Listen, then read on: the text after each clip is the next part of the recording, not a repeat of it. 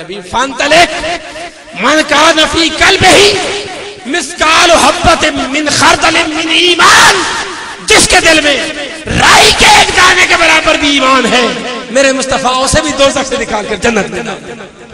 آقا نے فرمایا فانطلق فافعلوا، میں جاؤں گا اور اسے بھی اپنے ہاتھوں سے دوزخ سے نکال کے جنت میں ڈال، اور واپس آ کے تیسری بار پھر سجدے میں پڑے گا۔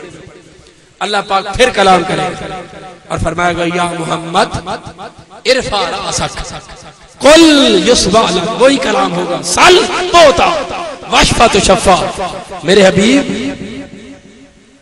سوال کر تجھے عطا کیا جائے گا، مانگ میرے حبیب تیرے مانگنے پر سب کو بخش دوں گا، تو ذرا بول کے تو دیکھ بخشش کی انتہا نہ کر دوں۔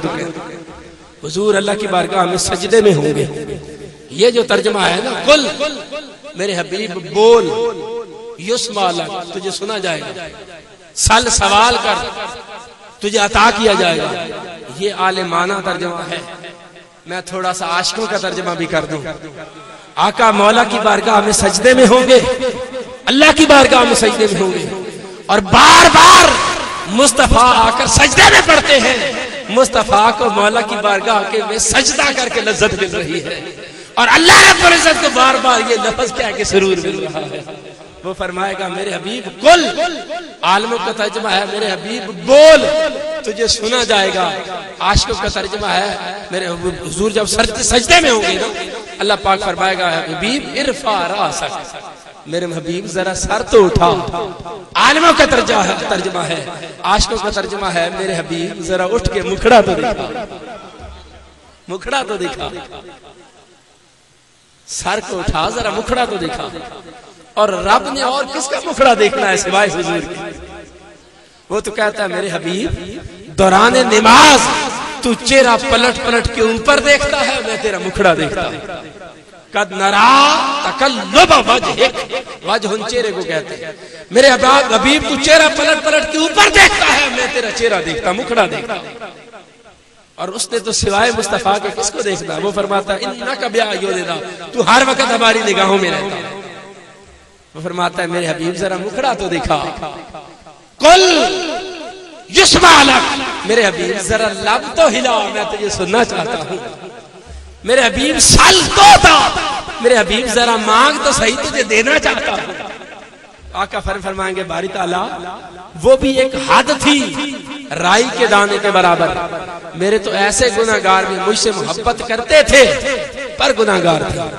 یاد رکھ آقا علیہ الصلوۃ والسلام کی شفاعت فقط حضور سے محبت کرنے والوں کے لیے ہوگی، ورنہ منافق نماز روزہ حج زکات دیتے تھے ان کے لیے آقا کی شفاعت نہیں ہوگی۔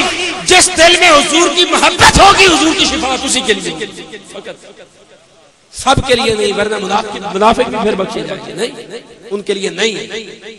آقا نے فرمایا میں کہوں گا باری تعالیٰ میری امت کے ایسے لوگ بھی ہیں جن کے دلوں میں رائی کے دانے سے کم ایمان ہے، اللہ پاک فرمائے گا میرے حبیب اگر کم ایمان ہے تو کیا ہوا؟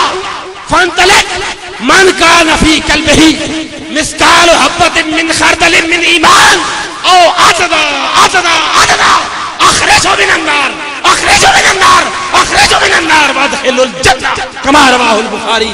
آقا نے فرمایا میرے حبیب، رب فرمائے گا میرے حبیب جائیے جس کے دل میں رائی کے ایک دانے کے برابر، بلکہ اس سے بھی کم، بلکہ اس سے بھی کم، بلکہ اس سے بھی کم تر ایمان ہے، میرے مصطفیٰ اسے دوزخ سے نکال لیجئے، نکال لیجئے اپنے ہاتھوں سے دوزخ سے نکال کر اس کو بھی جنت میں ڈال۔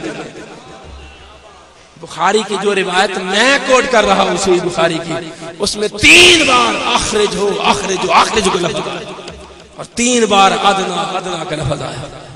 آقا نے فرمایا میں جاؤں گا، تیسری بار جا کر ان کو بھی اپنے ہاتھوں سے دوزخ سے نکال کر جنت میں ڈال دیں، اور چوتھی بار آ کے پھر سجدے میں پڑ جائیں۔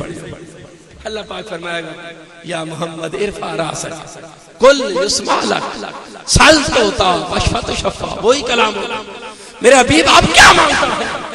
آقا فرمائے گا میں کہوں گا رب ذلی فی من قال لا الہ الا اللہ ادخلہ الجنہ، باری تعالیٰ مجھے عزت دے دے جس نے میری محبت کے ساتھ ایک بار بھی میرا کلمہ پڑھا ہے اسے بھی دوزخ سے نکال کے جنت، اسے بھی دوزخ سے نکال۔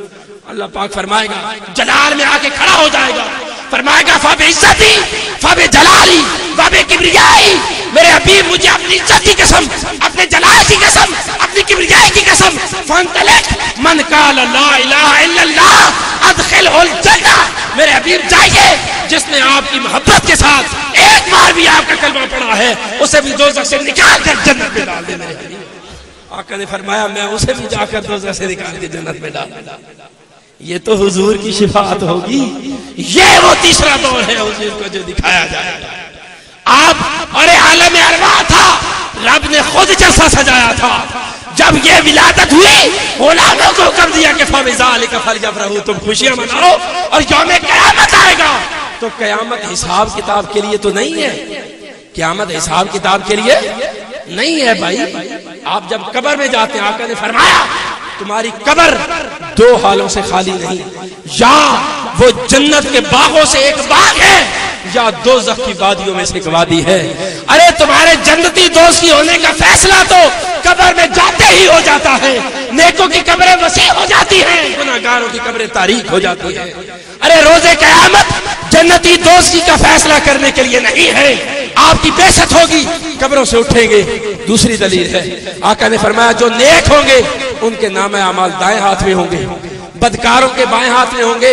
ارے قبر سے اٹھے گے تو فیصلہ تو ہو چکا ہوگا کہ جنتی کون اور دوستی کون۔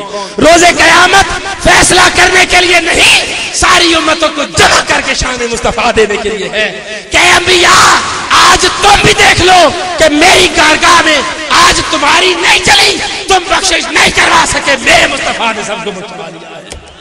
ارے حضور کی شان دکھانے کے لیے اس لیے کسی نے کہا ہے کہ فقط اتنا سبب ہے انعقاد بزم محشر کا کہ ان کی شان محبوبی دکھائی جانے والی ہے، کہ ان کی شان محبوبی دکھائی جانے والی ہے۔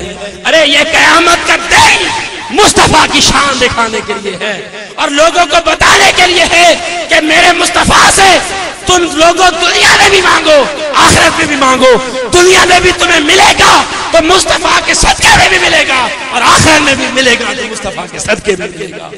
یہ شان دکھانے کے لیے ہے۔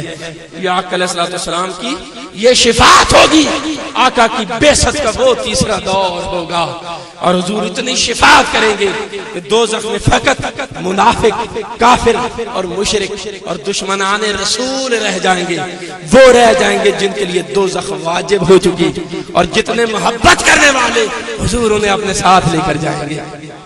حتیٰ کہ جو دوزخ کا بواب ہوگا، دوزخ پہ دروازے پہ بیٹھا ہوا فرشتہ، وہ کہے گا یا رسول اللہ آپ نے اپنی محبت والے سارے دوزخ سے نکال لیے، کوئی ایک آدھ دانہ میرے عذاب کے لیے بھی چھوڑ دے، کوئی مجھے بھی محبت والا مل جاتا تو محبت والے سارے مصطفیٰ کے ساتھ۔